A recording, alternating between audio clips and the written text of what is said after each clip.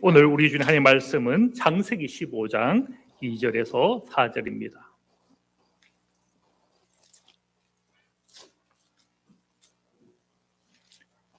창세기 15장 2절에서 4절입니다.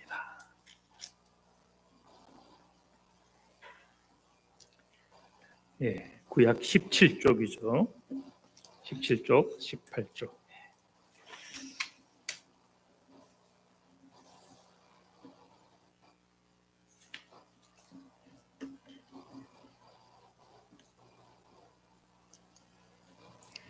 창세기 15장 2절에서 4절 제가 받들어 봉독합니다. 아브라함이 이르되 주 여호와여 무엇을 내게 주시려 하나이까? 나는 자식이 없사오니 나의 상속자는 이 다메섹 사람 엘리에셀이니이다. 하나님이 또 이르되 주께서 내게 씨를 주지 아니하였으니 이 내 집에서 길린 자가 내 상속자가 될 것이니이다.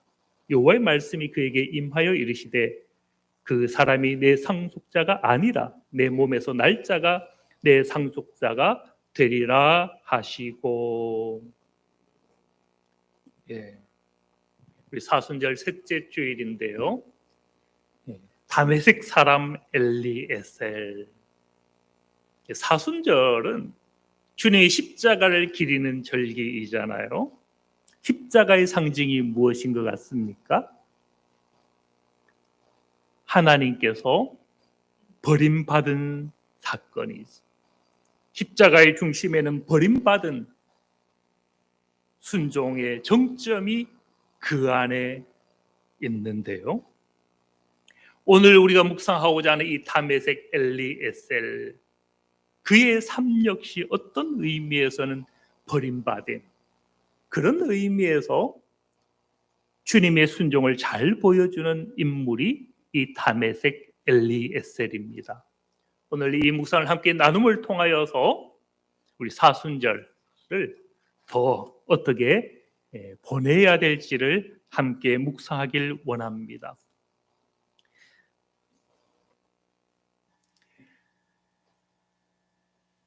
오늘 우리 2절부터 4절까지 묵상할 것인데, 먼저 다메섹 엘리에셀을 묵상하기 전에 잠깐 묵상할 것은 2절은 이렇게 시작했죠. 아브라함이 이르되 주 여호와여 내게 무엇을 내게 주시려 나이까?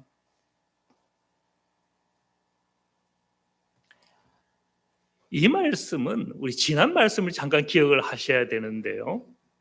1절에 보면 하나님께서 아브라함에게 무엇을 말씀하셨나요? 아브라함아 두려워하지 말라. 나는 이 말씀을 우리가 어떻게 묵상할지 참 고민을 해봐야 될 것 같아요.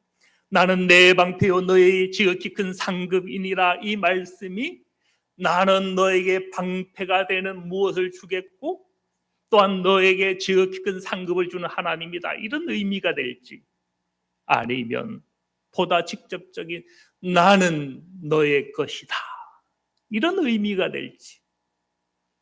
근데 가만 우리가 이것을 구약과 신약을 더불어 전체적으로 하나님의 말씀을 묵상해 보면 방패가 되어주고 무엇이 되어주고 이것을 넘어서서 당신을 우리에게 주시는 그런 의미에서 저는 이 1절의 빙점, 정점이라 해야 될까요? 나는, 이 음성이라고 봅니다. 그런데 이 2절의 시작은 아브라함이 무엇이라고 이야기합니까? 주 여호와여 무엇을 내게 주시려나이까? 아브라함의 관심이 어디에 있습니까?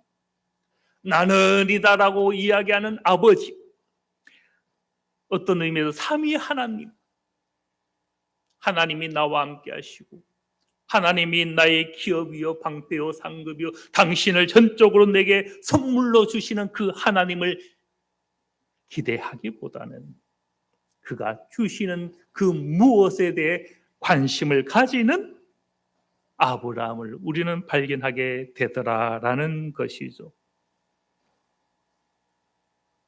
우리가 알고 있는 주님은 어떤 주님입니까? 주님께서 이 땅에 오셔서 많은 말씀을 하셨는데 특히 요한복음에 보면 무엇이라고 말씀하십니까? 나는 선한 목자라, 나는 양의 문이라, 나는 생명의 떡이다. 당신을 우리에게 선물로 주시는 하나님, 나는 선한 목자인 까닭에 양들을 위하여 목숨을 내어준다. 우리에게 있어서 목자는 무엇입니까? 꼴을 먹이고 양이 크면 양을 팔아서, 아니면 가죽과 고기로 자신을 위하지만, 나는 이다라고 말씀하는 주님은 어떤 주님입니까? 오히려 그 양을 위하여 당신을 내어주시는 분이죠. 그것을 보면 아무리 묵상을 다시 해봐도 이 15장 1절에 나는 내 방패요 너의 지극히 큰 상급이다 라는 것은 어떤 방패와 상급을 준다는 것을 넘어서서 내가 너를 위하여서 나를 주겠다라는 음성이더라 라는 거예요. 그런데 우리 인생은 어디에 가깝습니까? 저 아브라함이 기대했던 것, 주 여호와여 무엇을 내게 주시려나이까, 이런 관심에서 우리가 벗어날 수가 없죠. 주님께서 이 땅에 오셔서 오병이어 물고기 2마리와 보리떡 5개로 장정만 5,000명 되는 많은 무리를 먹이셨죠. 근데 요한복음 6장 26절은 어떻게 말씀하고 있습니까? 예수께서 대답하여 이르시되 내가 진실로 진실로 너에게 이르노니 너희가 나를 찾는 것은 표적을 본 까닭이 아니요 떡을 먹고 배부른 까닭이로다. 표적은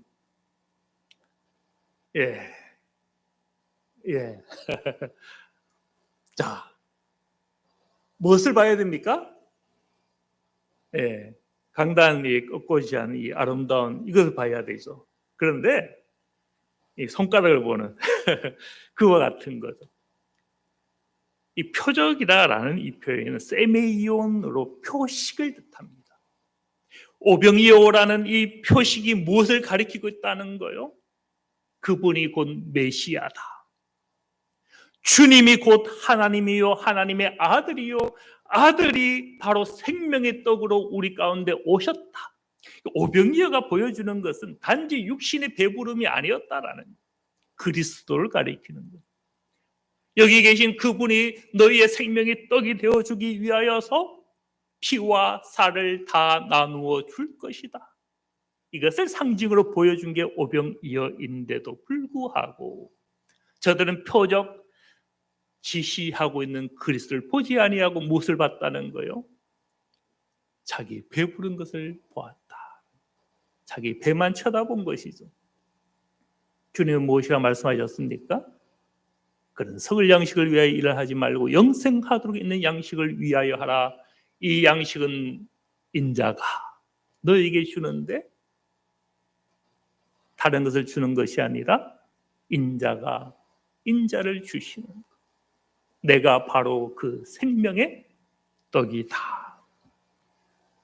우리 신약을 묵상하든 구약을 묵상하든 모든 말씀에 일치하는 것은 하나님은 당신을 우리에게 상급으로 주신다는 것이고 친히 우리의 지극hin 상급이요 방패가 되어 주시고 친히 우리의 요새요 산성이 되어 주신다라는 것이죠. 이스라엘 백성은 이것을 놓쳤죠. 심지어 누구조차도 아브라함조차도 부족했더라라는 겁니다.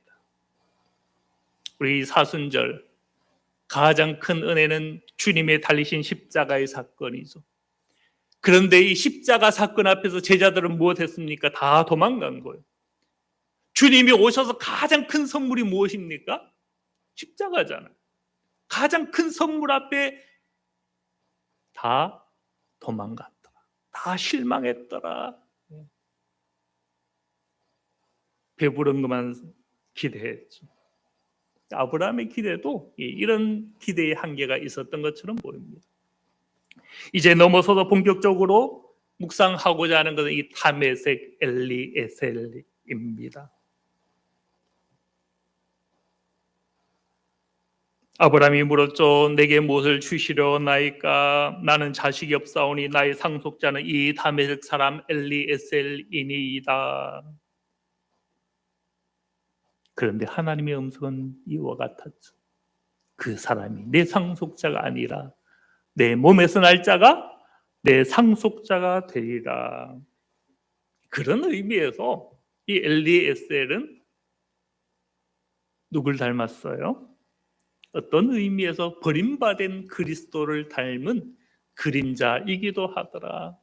엘리에셀은 어떤 사람이었습니까? 평생 아브라함을 섬겼죠. 그 섬김과 섬김 때문에 아브라함에게 무엇으로까지 여겨졌습니까? 자기 모든 유산을 물려줄 상속자로까지 여겨졌잖아요. 그런데 하나님은 무엇이라고 말씀합니까? 그 사람 아니야. 십자가상에서 주님이 엘리 엘리 라마 사박다니 어찌하여 나를 버리셨나이까? 어떻게 보면 이 다메섹 엘리에셀도 이 버림의 정점에 있는 것을 여기서 보게 되더라라는 것.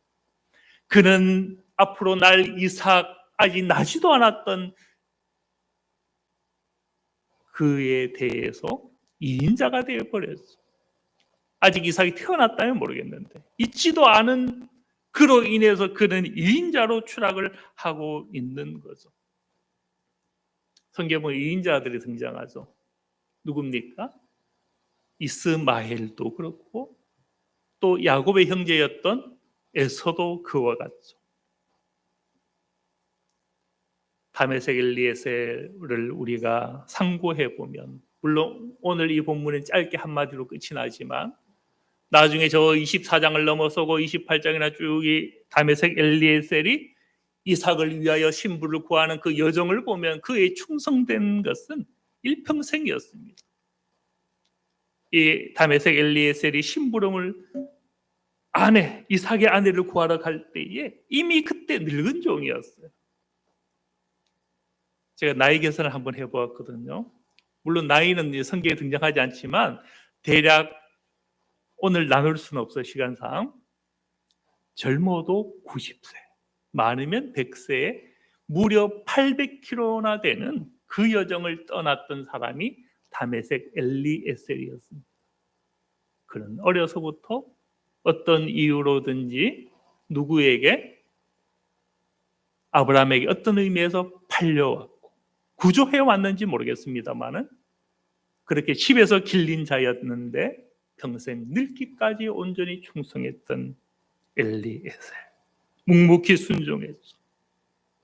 그런데 이 상속의 지위에서 한순간에 박탈되는 것을 우리는 보게 되더라라는 겁니다. 성경에 보면 이인자도 등장하고 주변인도 등장하죠. 그런데 어떤 의미에서 보면 주변인이 차라리 나았어요. 예수님의 12 제자는 중심적인 인물이 아니었고 다 주변인들 출신이었죠. 어부 출신들, 세리들, 이런 사람들을 주님께 불러다가 제자 삼으신 거잖아요. 주변인은 바깥에 있다가 주님의 중심으로 왔고 그렇게 중심으로 사용이 되었지만 성경에 보면 2인자는 항상 2인자로 끝이 났습니다. 이스마엘이 2인자였다가 1인자가 되었습니까? 에서가 2인자였다가 1인자로 바뀌었습니까? 2인자였죠.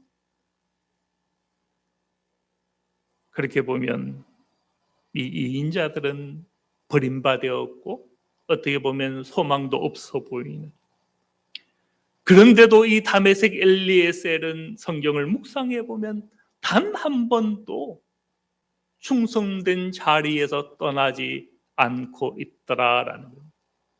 나지도 않은 사람에게 자기 상속의 지위를 다 빼앗겼는데도 그는 실망하여 떠났거나 시험에 들었다라고 성경에 기록하지 않아요. 물론 에서가 그 축복 장자권을 빼앗겼을 때 탄식하고 아파했던 것처럼 아마 그 당시에는 이 엘리에셀도 아파했겠죠. 그러나 성경에 보여주는 것은 그가 온전히 온 평생에 아브라함을 섬겼고 심지어 어렸던 이삭을 섬겼던 것을 성경은 기록하고 있음을 보게 됩니다. 24장에 보면 자기 주인의 아들을 위하여서 신부를 찾으러 갈 때에 온갖 폐물과 보화를 가지고 가잖아요. 그것은 아브라함이 이 종을 얼마나 신실하게 여겼는지를 보게 되는 것이죠. 그렇게까지 충성하고 신실했던 것을 보게 됩니다. 우리가 성경을 묵상할 때요, 이 본문을 어떤 의미에서 뒤집어서 볼 필요가 있습니다. 우리는 성경을 읽을 때에 아브라함의 관점에서 또는 이삭의 관점에서 어떻게 보면 하나님의 은총의 정점에 있는 사람 중심으로 성경을 읽지만 과연 이 다메섹 엘리에셀의 관점으로 읽고 있는가? 2절에도 보면요, 하나님만이 다메섹 엘리에셀을 버린 게 아니에요. 4절에 보면 그 사람이 내 상속자가 아니다, 이것만이 아니라 이 2절의 표현도 보면 마찬가지입니다. 아브라함이 이 다메섹 엘리에셀을 어떻게 불렀어요? 이 다메섹 사람 엘리에셀이라고 불렀잖아요. 어려서부터 집에서 길린 입양자라면 무엇이라 불러야 됩니까? 내 사랑하는 자식이 있지 않습니까? 엘리에셀 있지 않습니까? 하나님, 이 사람이 나의 상속자가 되어야 합니다, 이렇게 말하지 않았잖아요. 여전히 엘리에셀의 꼬리표가 있죠. 다메섹 사람, 그는 평생에 자기 꼬리표를 못 대고 있는 거예요. 이방인이요, 출생 신분의 한계, 태생적 한계를 가지고 평생을 살아왔던, 집에서 길리었고 아들처럼 여겨졌지만 그럼에도 불구하고 이방인인 꼬리표가 늘 이 엘리에셀에게 따라다녔던 것을 보게 되는 거죠. 그런데 그는 실망을 했습니까? 항상 신실했다.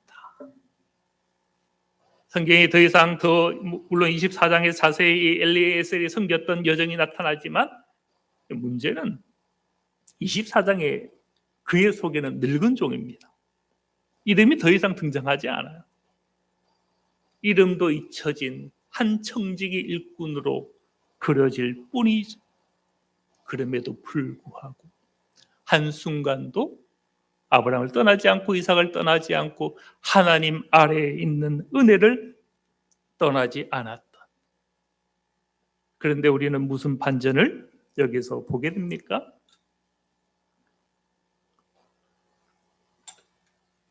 그가 동시에 예수 그리스도의 그림자도 되더라. 어떤 의미에서 잊혀지고 소외되고 주변인으로 추락하고 버림받은 그 자리가 주님의 자리이기도 하더라라는 거죠. 주님의 십자가는 그 버림의 정점이지만 우리가 성경을 잘 상고해 보면 주님께서 몸을 입고 오셨을 때 어디에 누우셨습니까? 여관이 없어서 짐승에 있는 그 마구간인지 외양간인지 알 수 없겠지만 짐승의 구유에 누우신 그리스도, 주님은 날 때부터 버림바가 되어, 그것은 따뜻한 곳이 아니었고 아늑한 곳이 아니었고 모든 것이 갖추어진 곳이 아니었. 주님은 그렇게 오셨더라라는 겁니다.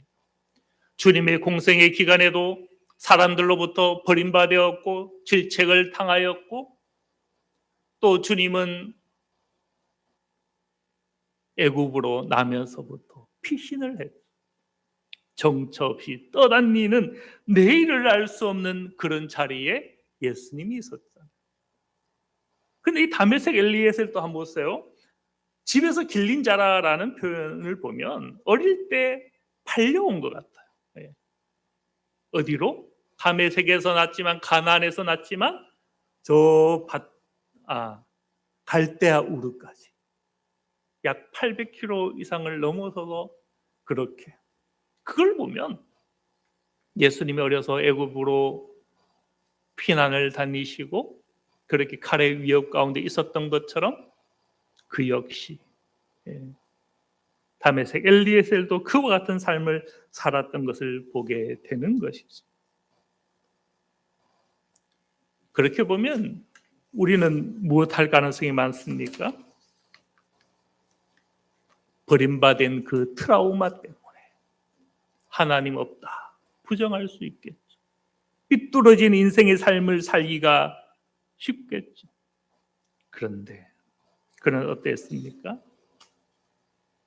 우리 이 모든 자리가 마치 오실 예수 그리스도의 그 고난의 자리인 것을 그가 알았던 것처럼 오히려 그는 그렇게 묵묵히 자기 자리에서 작은 예수로서 살아가고 있더라라는 겁니다. 돌이켜보면 오늘날 우리가 우리 자리를 한번 생각해 볼 수 있죠. 우리가 하나님과 나 사이에 있어서는 당연히 모든 은혜는 내게 집중되죠. 하나님은 나를 사랑하시고 나를 위해 모든 것을 내어주시죠. 하나님은 은혜의 차별이 없는 하나님인 까닭에 나의 기도를 들어주시고 나의 예배를 받아주시고 나의 헌신과 섬김을 그분은 다 아시는 하나님이시죠. 그런데 하나님과 나의 관계가 아니라 나와 하나님의 나라의 관계일 때 그 중심은 어디에 있습니까? 너희는 무엇을 먹을까, 무엇을 입을까, 무엇을 마실까 염려하지 말고 그것을 구하지도 말고 다만 아버지 나라와 아버지 공의를 구하라. 하나님의 나라와 우리의 관계가 될 때는 우리는 무엇을 구해야 됩니까? 더 이상 내 중심적인 삶을 구할 수가 없어.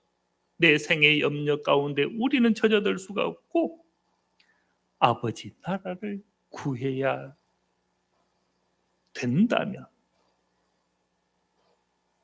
그렇게 본다면요, 자기 부인의 삶을 걸어왔던 이 엘리에셀이 오늘 이 성도들이 걸어가야 할 한 표본도 되더라라는 겁니다. 교회는 무엇이다 했죠? 골로새서 보면 그리스도의 몸이다 했잖아요.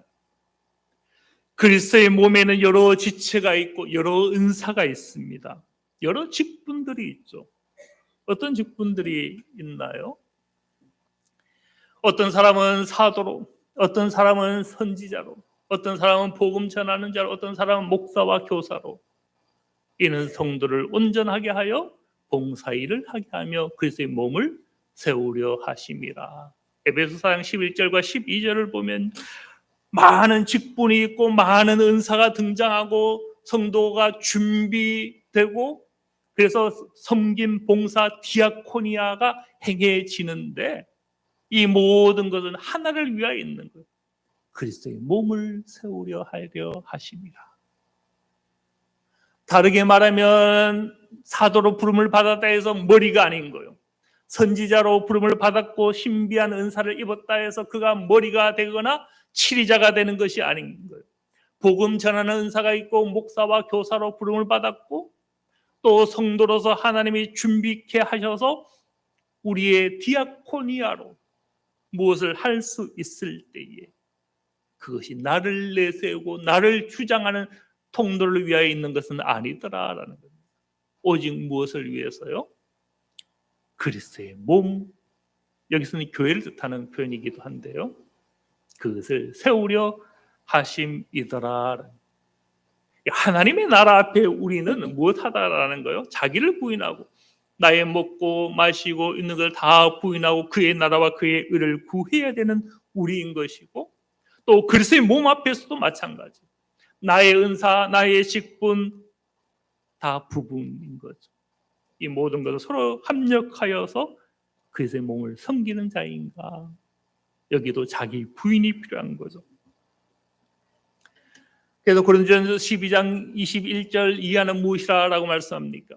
혹 우리의 은사가 이 얼굴에 위치되어서 눈이든 코든 입이든, 눈이 그렇다여 자기는 더 나은 위치에 있다 해서 손들어 또는 발들어 쓸데없다 말할 수 없다. 우리의 은사가 어떤 은사일지라도 다 무엇이 필요한 겁니까? 저 엘리에셀의 자리가 필요한 거예요. 자기 부인의 자리.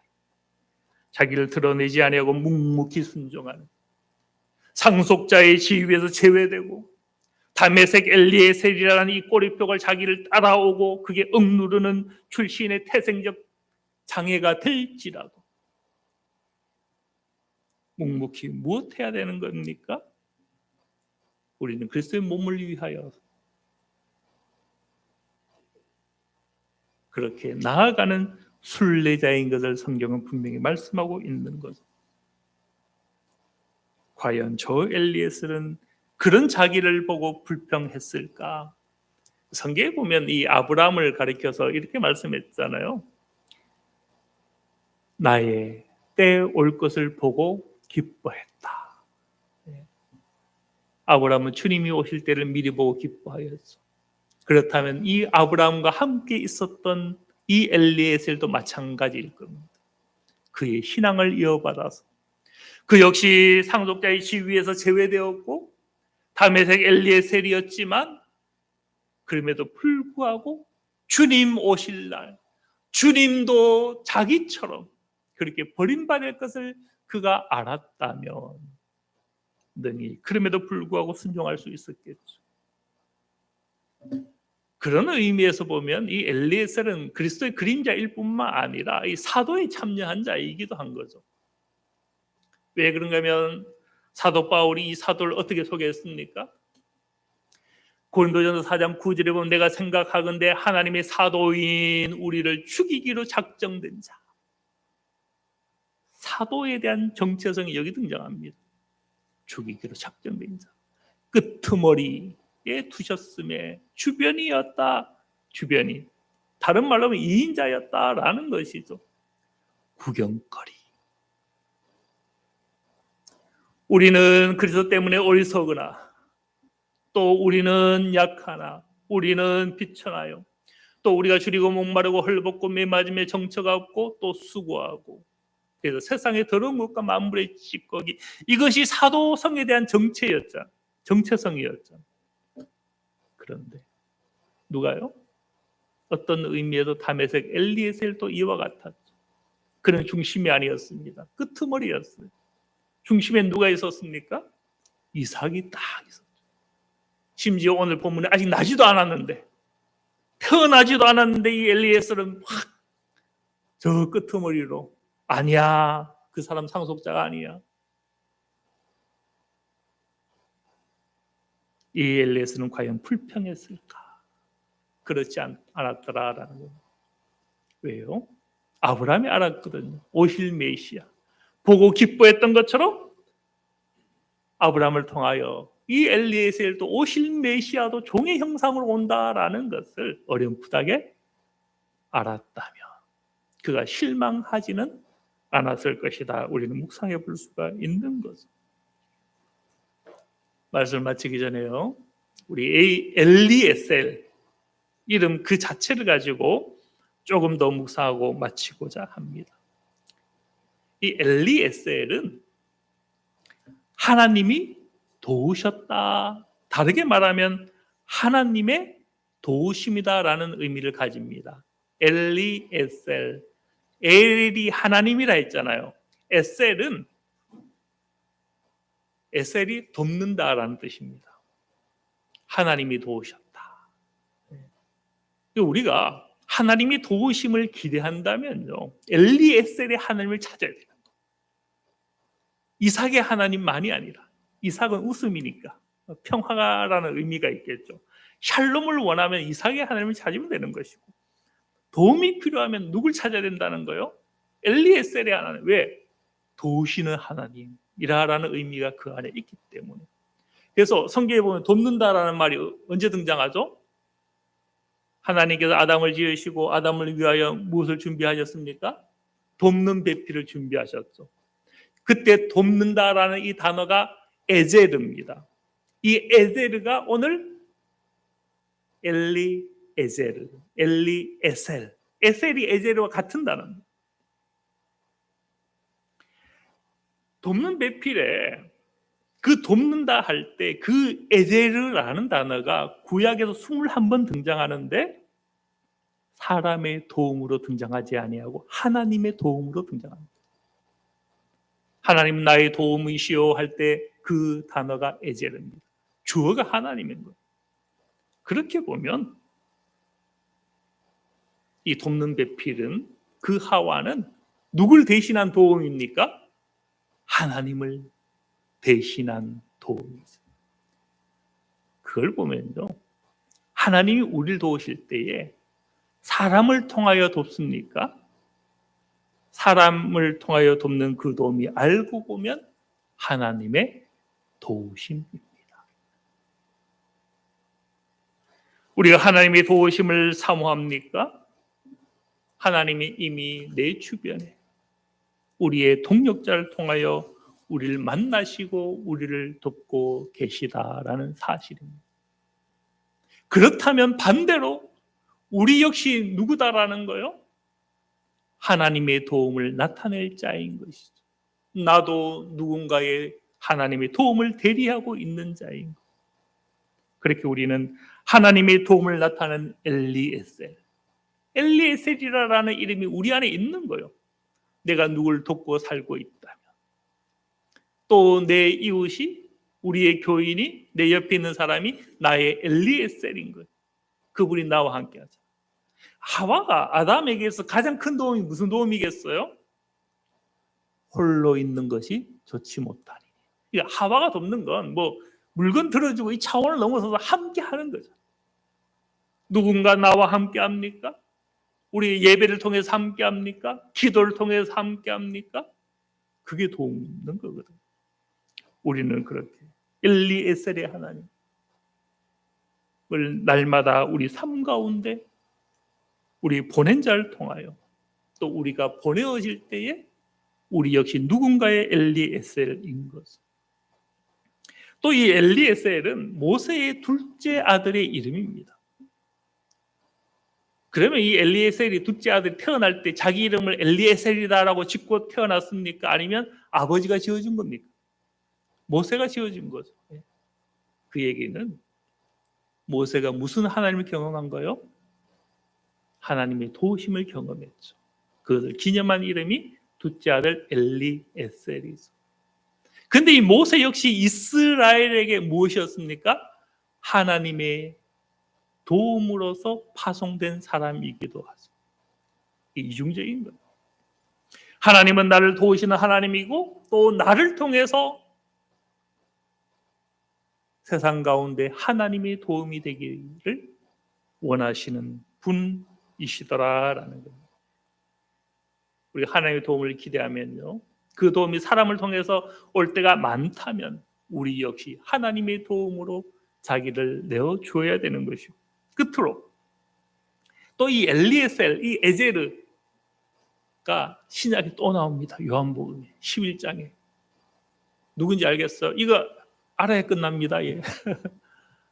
누구일 것 같아요? 베단이 사는 나사로. 예. 나사로가 에제르와 같은 단어입니다.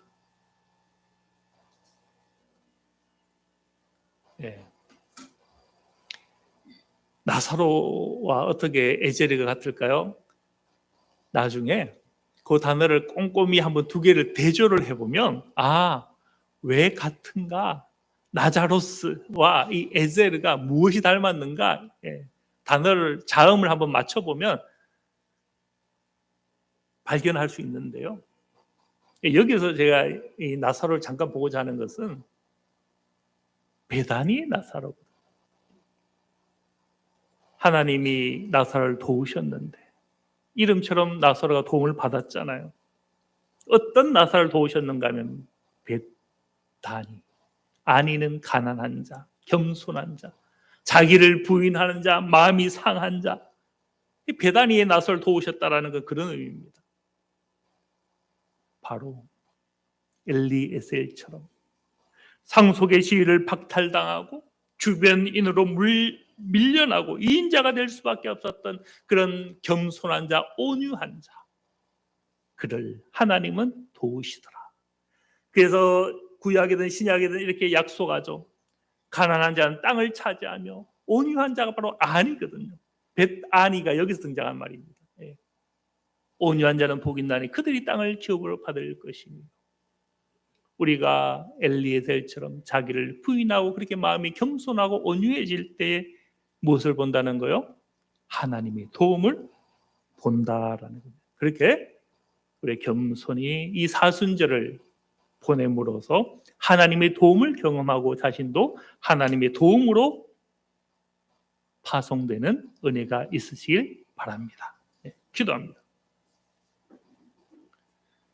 하나님 아버지, 엘리에셀, 다메섹 엘리에셀, 그는 태생적으로 버림받았고 어쩌면 부모도 알 수 없었던 그런 출신이었고 또 새 아버지였던 아브라함, 그의 상속의 지위까지도 상실하였지만 온전히 하나님께서 세운 그 집안에서 평생의 수고를 다함으로써 하나님의 도우심의 대리자로 살았던 것을 우리가 말씀에서 묵상하였습니다. 오늘날 우리 역시 이 땅에서 하나님의 도움의 대리자로 살아가는 엘리에셀이 되게 하여 주시고 또한 우리 역시 하나님의 도움을 늘 경험하며 살아가는 은혜가 우리 것이 되게 하여 주시옵소서. 모든 것 감사드리며 예수 그리스도의 이름으로 기도드립니다. 아멘. 찬송가